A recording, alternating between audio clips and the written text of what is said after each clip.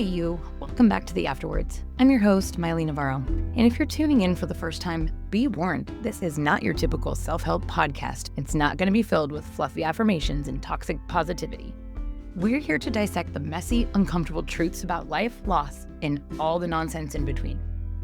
Today, we're diving deep into something that's been weighing heavily on my heart. It's the idea of worthiness. How so many of us walk around feeling like we're just not good enough, that we're not deserving enough. Not enough, period. And how that deeply ingrained belief system actively blocks us from receiving the very blessings that we are meant to receive. I'm talking about the love, the joy, the abundance, and the peace that is really rightfully ours, but that we push away because somewhere along the line we were taught that we just don't deserve it. Now, I know this might sound a little blah, blah, woo-woo for some of you out there, and trust me, I get it. I used to roll my eyes at all of that manifest your destiny crap too. But after losing Kingston, after having my entire world shattered and pieced back together with duct tape and glue, it's been put back in ways that I never could have imagined, and I see things differently. I started to realize that there is something to the whole spiritual awakening thing, that we are connected to something bigger than ourselves, that we are all connected to one another. And maybe we do all serve this grand purpose with this massive soul contract to fulfill. The tricky part, if we're all connected and we're all chosen, how come not everyone answers the call? That's the thing. Not everyone will answer the call. Not everyone steps into their power and embraces their destiny. Why? Because they're too busy wrestling with their own demons, with these limiting beliefs that we have been accumulating like dust bunnies under the bed for years. We become stuck in this cycle of self-sabotage, and we start to convince ourselves that we're just not worthy of anything more than mediocrity. And that, my friends, is what I'm going to unpack today.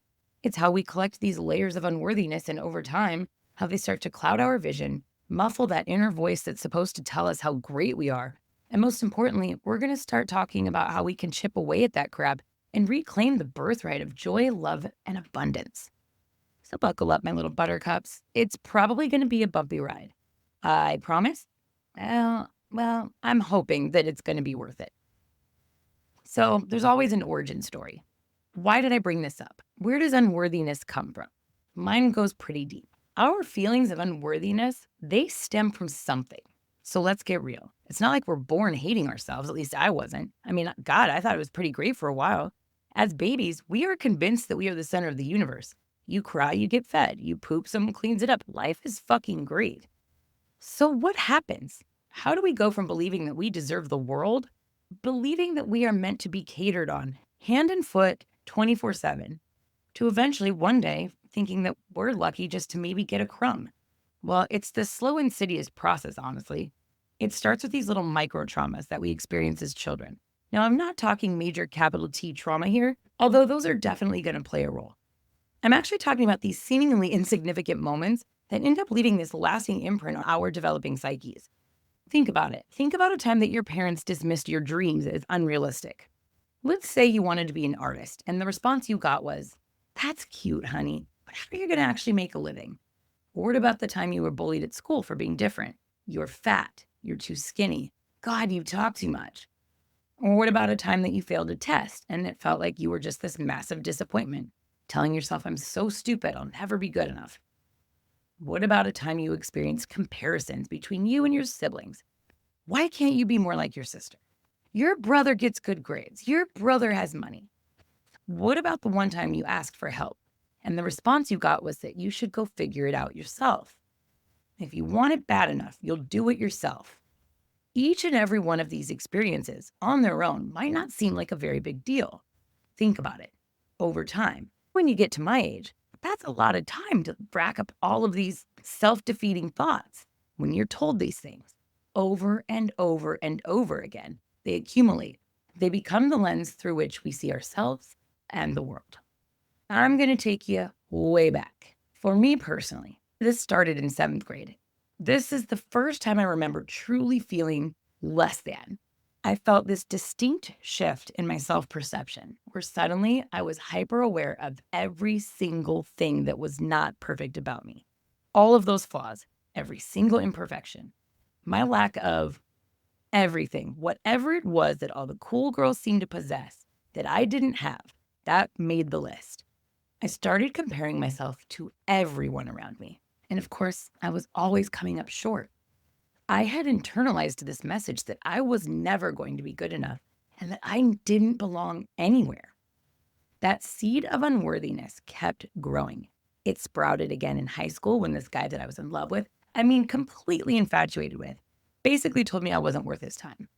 It blossomed into my 20s when I made a series of horrible decisions that only left me feeling less than. We'll just say less than. We'll throw on some ashamed at the same time. Oh, and also regretful. Before I knew it, I was living my life from this place of deep-seated insecurity. I was constantly seeking external validation, trying to prove my worth to everyone and anyone except for myself. I was terrified of falling apart. I was terrified of being a failure, afraid of rejection, afraid of being seen for who I truly was, a flawed, imperfect person. And so the only thing I could do was to protect myself, of course, not realizing that I had started blocking myself from receiving all of the amazing things that life had in store for me. I was blocking myself from receiving all good things that were meant for me because I didn't believe I deserved them. There's this thing called the art of self-sabotage, and it's exactly how we keep ourselves stuck. So we've established that we accumulate these beliefs of unworthiness over time, but how does that translate into actual tangible self-sabotage?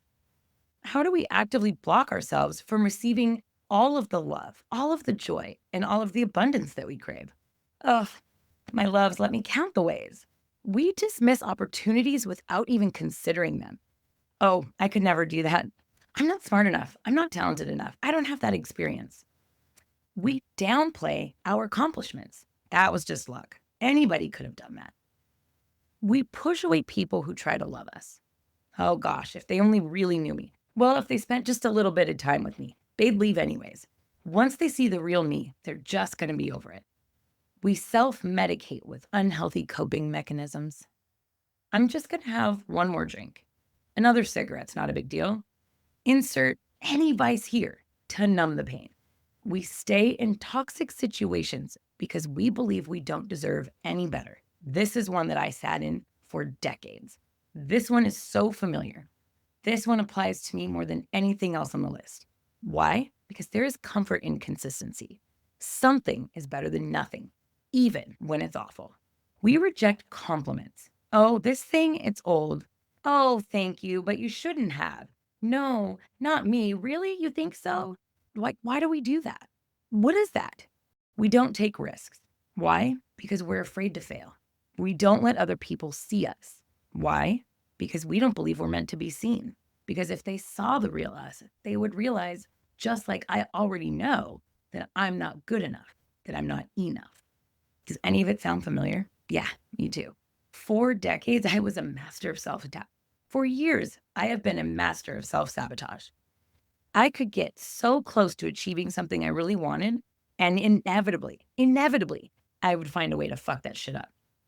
Every new relationship I'd ever started, I could easily pick a fight or push my partner away because I was convinced that they were just going to leave me anyways. Anybody else have those daddy issues? Yeah, same. It doesn't matter how much I love the guy. It doesn't matter how great he is. Prime example, the love of my life. He popped back into my life after Kingston died. And I managed to tell him, fuck you, within a month of talking to him. I haven't talked to this guy in 18 years. And I managed to tell him, fuck you. Who does that? Somebody who has suffered loss after loss, rejection after rejection, and who believes that they are no longer worthy of that person's attention. You land a great job and you procrastinate or make careless mistakes because you didn't think you were capable of succeeding in that job. I can take it one step further. I don't even go to the interviews because I don't think I'm good enough in the first place to even be considered for a job that's more extravagant than stocking shelves at Target at night. And I don't know how I got to that point because let's be honest, I'm fucking amazing. I kept a little boy alive for 7 years who I was told was going to die. I don't even know how I did it. I kept my other children happy, attended to. I kept myself alive. And I did it all with no help, with no one else. That's amazing. That is fucking talented. That is resourceful. And that is navigating high pressure situations under intense pressure. I did that. And yet I won't go apply at a restaurant because I don't think I'm good enough. It's a vicious cycle, you know. The more I self-sabotage myself, the more unworthy I really feel. And the more unworthy I feel, the more I self-sabotage myself. I'm literally trapped in this self-made prison, and I do not know how to escape. Or at least I didn't. Until I got a spiritual slap in the face. I thought that Google would diagnose me with a psychotic breakdown. As it turns out, it's a spiritual awakening. So how am I breaking free of this cycle of vicious self-destruction? And how am I finally starting to believe that I am worthy of receiving these great things? Well, it definitely didn't happen overnight. Overnight transformation would have been amazing, but fuck no, that's not me. I mean, I will buy the package. I will see it and I want it. I'll go all in. I mean, shit, I'm telling you this story right now. Me doing this podcast alone, telling you all these things about me, such a major risk. I'm terrified. I know for a fact there are going to be so many people who hate everything I say. They're going to hate my voice. When they see what I look like, they're going to hate that too. I'm going to be told I'm crazy, that heaven's not real, signs don't exist. My son's in the ground. My son's burnt to ashes. He can't possibly be calling me from an iPad in the middle of the night from underneath Zuma's bed. This is wild. But this was my first step in breaking that cycle and believing that I can't achieve great things because after Kingston died, I know for a fact I'm meant to do something with that. You don't go through the experiences you go through in this life to do nothing with them. That defeats the purpose of your soul contract. You go through those challenges and you overcome these traumatic events and situations. And you overcome these mental hurdles and you either become I mean, does anybody know anybody? Sorry. Does anybody know anybody who never lost the light for life as they became an adult? You know, I only knew one person in my entire life that no matter what life gave to them, wasn't angry. That this person died believing they were the best at fucking everything. To give you one guess. Yeah, Kingston. That kid thought he was the best at kickball. He really truly believed that he was the fastest one on the playground, that he was the best hitter on his baseball team. He believed it. He believed it to his core until the day he died. Now, I don't know if he meant seriously on this planet that he was the best at all those things. Maybe. But that old soul wisdom, something tells me that he was giving us insight to something beyond that literal meaning of the fastest at kickball and the fastest on the field. My transformation was not sudden, and it did not happen overnight. I have barely just gotten started. This is a gradual process. It is a series of small and sometimes painful shifts. Sometimes these are some fucked up revelations, these little realizations that are leading me to this major spiritual awakening. Every day, my vision is more and more clear. I care less and less what everybody else thinks. I mean, don't get me wrong, I still flip out and say fuck, you know. But where did this start? Where did the awakening start? With most things in my life, it really started with Kingston. Losing him was hands down the most excruciating experience of my entire life. It shattered my heart into a million pieces, and I felt like I had lost everything. Now I know it's fucked up to say that. I have other kids. Life is worth living, I know. But until you've lost a child and until you've lost your person, that person who, when they were born, felt like the missing piece of everything you were meant to be is taken away from you again. You just don't. I don't want you to get it. I hope that the way you get it is far less painful. But in the midst of all this darkness, something so unexpected has really happened. There are signs, and I say this every time we talk, but I really see them. I literally hear them. I see things that other people don't. A lot of the times I see something before it even happens, or I'll dream about it, or, yeah, no, that's basically it. I see and hear things that other people don't. And it's happening more and more. It's scary. I can feel him. I feel Kingston when he is in a room with me. I have heard his voice. I've heard him call for me from the other room. I have seen him out of the corner of my eye in my house and on the playground at his school. I smell him in weird places that he's never been. It's going to sound crazy to some of you. Honestly, I probably would have thought I was crazy too before all of this happened, but I cannot deny what I have experienced and continue to see and experience every single day. I have had dreams that feel more real than my reality, more real than me sitting here speaking into this microphone right now. I have seen numbers that seem to carry a specific message that turn around and link directly to something so specific that you just can't make it up. There's this undeniable connection to Kingston, even though he's no longer here in a physical form. And through all of those experiences, I've started to realize that death is just not the end. I don't even think birth is the beginning, dude. Like, I don't even know how to begin to explain it. And if I tried to, it really would just be me regurgitating it from some book, because I haven't gone through the experience to fully understand life and death, if that makes any sense in itself. There's so much more to life than what we can see and touch. And I'm just barely scratching the surface of this. So just bear with me. I'm just a mom who lost her kid trying to make sense of her life. And talking to a microphone is a little bit easier than talking to myself because it feels a little less batshit. But I know for sure that we're all a part of something so much bigger. We're a part of something so much more profound that any of us can begin to understand.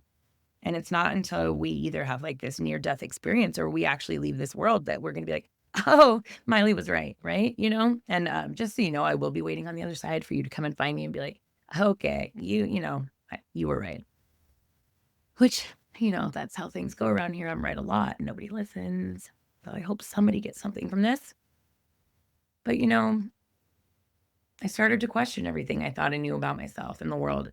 And I started to examine those old beliefs and the feelings of unworthiness that I'd been carrying for so long. And I started to ask myself, if Kingston didn't feel that way, and he had every reason to, why am I this way? Where did this all come from? And are any of these things that I say about myself, are they even true? And why the fuck would I want to live my life based on these lies that I tell myself? Lies that other people have convinced me to believe to limit myself and put myself in this little box that honestly, I think that they're just jealous and it's easier for them if I live in a tiny little box where I can't make a difference or scare them or make them feel like they're not enough. But I'm done and you should be done. So anything that you've held yourself back from doing or that you've thought about yourself that might not be true, write that shit up. I want you to grab, you know what? Do this. Think about one thing. Just start there with me. Bear with me for 1 minute. Think about one thing that you've said about yourself that you know deep in your heart, it's not true. I'll pick this. I'll give you mine. Mine is that I'm incapable of being in a relationship, that I'm unlovable because I'm difficult. That's not true. There's just a lot of really weak people out there that, just kidding. I'm sorry. No, it takes a strong man to be with me. You got to be a little bit of everything. So I'm going to take that belief right now, the one that says I'm not worthy of love because the love of my life, for some reason, never really picked me. But hindsight's 2020. I'll catch him on the other side too. And he'll be like, you were so right. I'm sorry. But let's just grab it. Invisible, reach out. And I want you to grab that belief and I want you to hold it in your hand. I want you to look at it. And it's kind of ugly, right? Mine is anyways. So I'm going to ball it up, rolling it in my hands right now. It's actually decent size, like the size of a basketball. And I'm just going to fill it with a little bit of love and light. And I am going to literally with my two hands, picture it. I am throwing it out the window. That does not belong here. This does not belong to me. And I am sending it back to wherever it came from with love and light. It does not have any space here. Just do that real quick. And I literally feel lighter because it's not true. And I'm sure somebody will say something to me tomorrow or the next day, and it'll make me question whether or not that was how stupid that sounded, right? But again, just reminding yourself constantly, you have to remind yourself when you slip back into those behaviors They're not healthy, they're not right, and they are not serving your highest good. They're just not. So again, where did these beliefs come from? Are they really true? And do you want to continue to live your life based on these limiting beliefs? The answer for me is a resounding no. So let's do this. Let's think about rewriting the narrative. So I had this spiritual awakening.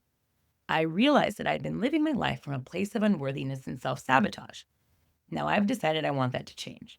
But how? How do you dismantle a lifetime of negative programming and convince yourself that you are now worthy of abundance, joy, and love? Rolling up my invisible ball of limiting beliefs, unfortunately, won't solve the problem. It's a good start. I'm still figuring out what the solution is. To be honest, I have no idea. Baby steps. The invisible ball of whatever crap that is, that's a good baby step. Here are just a few of the things that I have been able to do along the way. I am able to acknowledge the pain. That is something that I could have never done before. I have been willing to look at these painful experiences from my past without judgment and acknowledge how they shaped my beliefs about who I am. I challenge those negative thoughts. When I catch myself thinking something negative about myself, I challenge that thought and I ask myself, is this shit really true?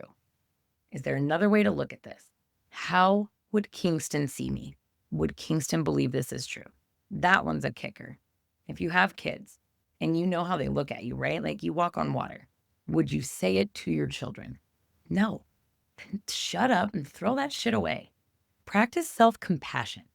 We need to treat ourselves with the same type of kindness and understanding that we would offer our friends who are struggling. How would we treat our children? How would we treat our best friend or our great grandma? Do that. Set boundaries. Do not say yes to things that drain you. Do not give away your energy freely. God, I'm guilty of doing this. Say no.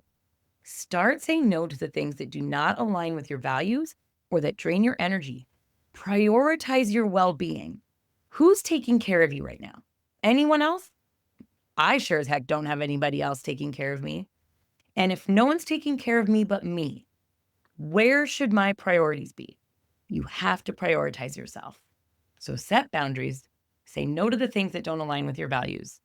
Do not give up your energy freely unless it serves your higher purpose, and prioritize your own well-being. Celebrate the small wins. Acknowledge and honor every step that you take towards self-love, worthiness, and acceptance, no matter how small they may feel. Doing this podcast, that's a big deal. Huge. Trust the timing of the universe. It's one of my least favorite things to do. I really, really enjoy instant gratification. It's one of my favorite things in the world, instant gratification. But sometimes you have to be patient. Trust divine timing. Everything will come to you as long as you're doing the work exactly when you're meant to have it. Replace fear with faith. What is faith? Believing in what you cannot see. Trusting and believing in something that you cannot touch with your bare hand. And that's a hard thing to do. But fear, you cannot touch that either. You cannot hold it. There is no difference between fear and faith other than one serves your higher purpose and the other one does not. The other one will put you in a box and it loves to keep you there. Fear loves company as much as misery. Ask the universe for what it is you want. You are allowed to ask for everything you want. Just ask for it. The worst thing that's going to happen is the universe is going to say no. That's okay. Be brave enough to ask. And practice gratitude. When you do receive the things you want, thank you. I see it.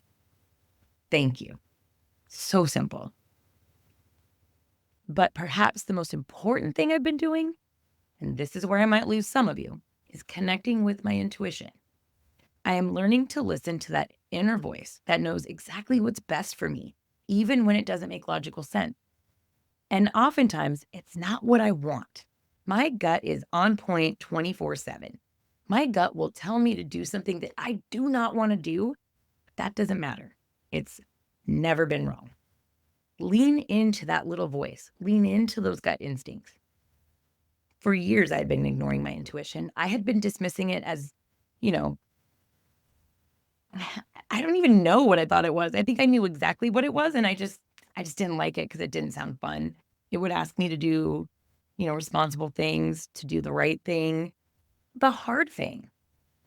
But that's usually where the rewards lie, is on the other side of the hard work. It's been terrifying. It's been so uncomfortable. Gosh, it's been miserable. I mean, like waves of anxiety, waves of gratitude, and all of them result in tears for me. It's been super messy and really weepy. I mean, my wrinkles are next level. And it's not even because I was crying over my son, I was crying because everything I'm learning is like, wow, it's been right in front of my face my entire life, and I just didn't ever notice. What I wasn't expecting is how liberating and empowering this experience has been. I did not expect that. I said it once. I don't know if I've shared it, and it sounds crazy to say, but there are days that I feel like Kingston died so that I could live.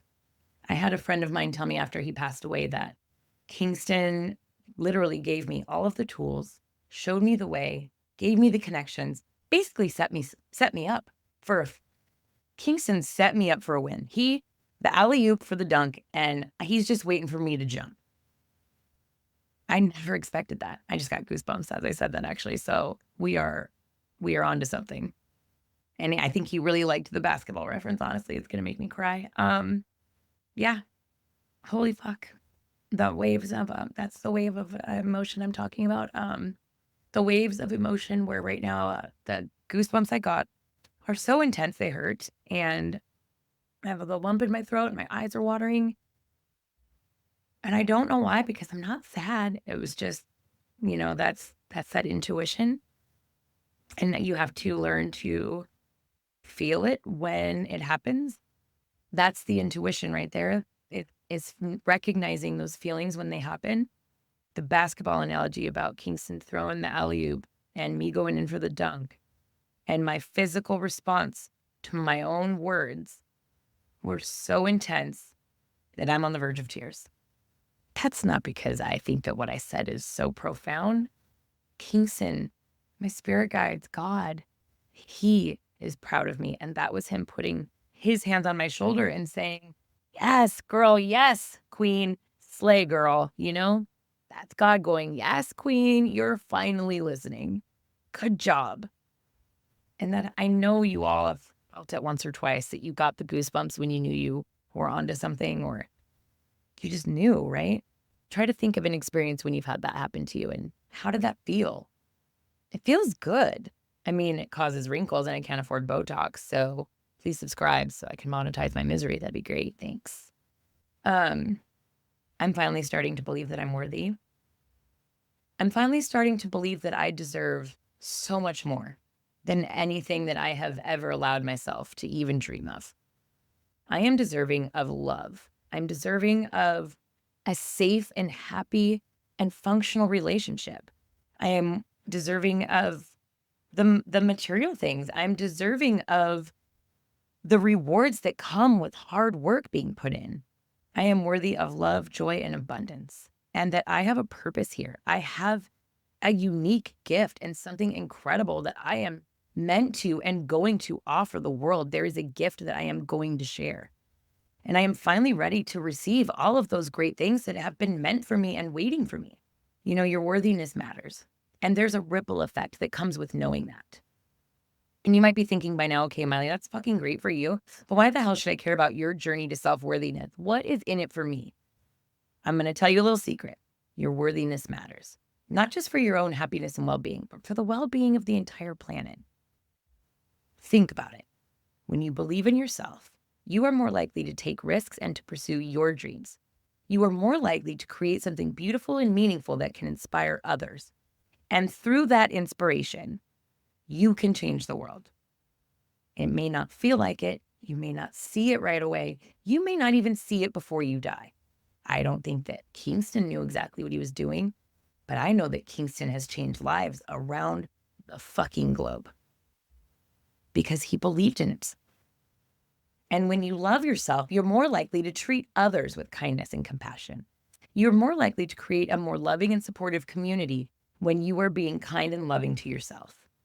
And we all know, especially right now, that there is nothing more this world could use than a little bit of love, kindness, and compassion. And when you are aligned with your higher purpose, with your purpose in general, when you are aligned with your purpose, you are more likely to make a positive impact on the world. You are more likely to contribute something bigger than you ever dreamed, something bigger than yourself. Gabby Bernstein has said it. When you learn to let go of the fear of not being enough, you begin to receive all that you've been desiring. Matt Frazier, one of my favorite mediums, he reminds us that your loved ones are always trying to send you signs and that the universe is constantly working in your favor, but you have to allow yourself to receive those blessings. Your worthiness is not a selfish pursuit. It's actually an act of service. It's a way of contributing to the collective good. Because believe it or not, like it or not, we are all connected. By embracing your worthiness, you are not just changing your own life, you will change the lives of everyone around you. Whether they like it or not, you are going to change their world. You will change your world. You will change the collective. By embracing your worthiness, you are not just changing your own life, you are making a difference in the world. You can change the world. All by loving yourself. Who knew? So here's what I'm going to ask you to do. Embrace your worthiness, even if it's one step at a time. Okay, so let's pretend you're convinced. Even if you're not, I'm going to say that you are, because that's a baby step. Prime example. Today, we're convinced. So today, we're going to start believing that we're worthy. You right there, yes, you are worthy. I know you do. You want to unlock the blessings that have been waiting for you. You're going to do that, and you're going to start doing it today. Where are you going to start? Pick one. Here's a few practical ideas that you could take today to start embracing your worthiness and start unlocking all that you were meant to receive. 1, start paying attention to your thoughts. What have you been telling yourself about yourself throughout the day? Read that list out loud. Pretend that you're reading it to your child. How did it feel? How would your child feel after you read that list? Are your thoughts kind and supportive? Are they loving and uplifting? Or are they critical, judgmental, and self-defeating? If they are the last 3, that list goes in the fucking garbage.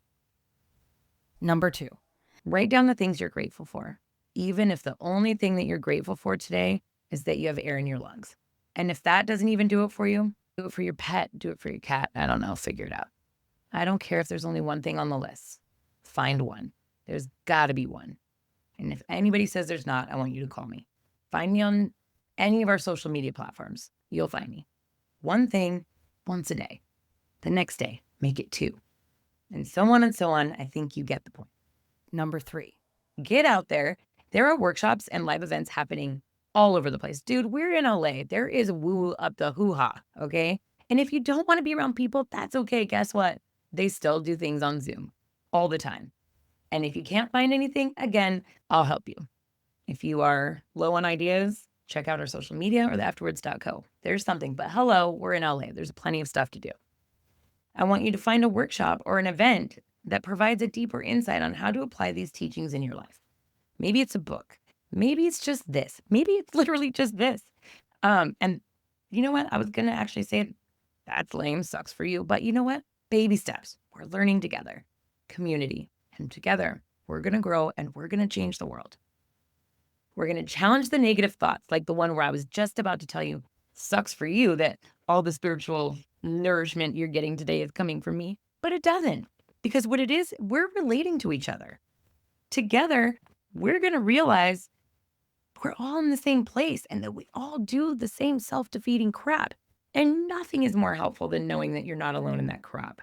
So challenge those negative thoughts. And when you notice one of those negative thoughts, ask yourself, is that shit real? If not, kick it to the curb. Do something that makes you feel good today. Take a bath, read a book, listen to music. I don't care if it's only for 5 minutes and it's in the closet eating Reese's peanut butter cups by yourself while your children pound on the door when you have your AirPods in your ears. That's not something I have ever done. I don't know why that was so detailed. Just do something that nourishes your soul and reminds you that you are worthy of joy and pleasure, even if it comes in an orange wrapper. Say no to something that drains you. Set one boundary and honor your own needs. Even if that one boundary is giving yourself the 5 minutes to be in the closet to eat the Reese's peanut butter cup without sharing, all by yourself. Surround yourself with supportive people. Try to spend some time with people who lift you up and believe in you. And if being by yourself is what works for you right now, baby steps. That's okay too. Another thing, this one's one of my favorites, because really, how do you do it? You get out of your own way. Just stop working so hard to earn it and just let it come. Just receive it. Good things are meant to come your way. And be open to receiving what you deserve. Remember that this is a journey, not a destination. There's going to be plenty of bad days, but there are going to be so many great days. There will be good days, and there will be fucking off the chain days. There's going to be times when you feel like you're taking 2 steps forward and 1 step back. But like Kingston would say, never, never give up. Because 5 minutes later, you could be walking on sunshine. Just keep showing up for yourself and keep challenging any of those negative beliefs. Just keep practicing a little bit of self-love. You are worthy. You are deserving. And you are capable of creating a life filled with all of the love and the happiness and the abundance that you have dreamed of. There is a sort of magic when you start to embrace your worthiness. I hope that this conversation about worthiness has somehow resonated with you and that it inspired you in some way to start embracing your own inherent value. It's really what has held me down my entire life. Every single time something would get great, I would ruin it. Every single time. I did not realize I was doing it until like a week ago. So, welcome to the party. You're not alone. But that's going to be it for today. And I hope that you were able to grab anything from this, even if it's just an excuse to sit in the closet with a bag of Reese's peanut butter cups and you have to tell your husband, well, Miley said I have to. It's the one thing I'm doing for myself today. That works. I count. Remember, this isn't about being perfect. We're not meant to be perfect. Perfect is boring anyways.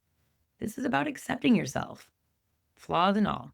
It's about recognizing that you are worthy of all that you are meant to receive, even when you don't feel like it. I am still very much at the very beginning of this journey. I am only barely beginning to learn to love and to accept myself, and I do it just a little bit more every day. And I am so grateful to have all of you along with me on this crazy ride. So this week we got goals. Do one thing that scares you, something that pushes you outside of your comfort zone, and that reminds you you're capable of doing amazing things. Check yourself, change the narrative.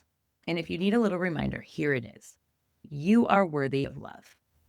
Thank you for hanging out with me today. Just thank you. Thank you for being you. Thank you for listening.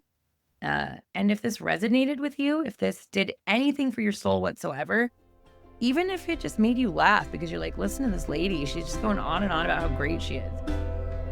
Share it with a friend. Share it with somebody who needs to hear it. And don't forget to subscribe so that you don't miss out on the next episode where we will be talking about... I'm not that organized. To be determined. Until then, keep laughing, keep loving, and asking the big questions. I'll see you next time.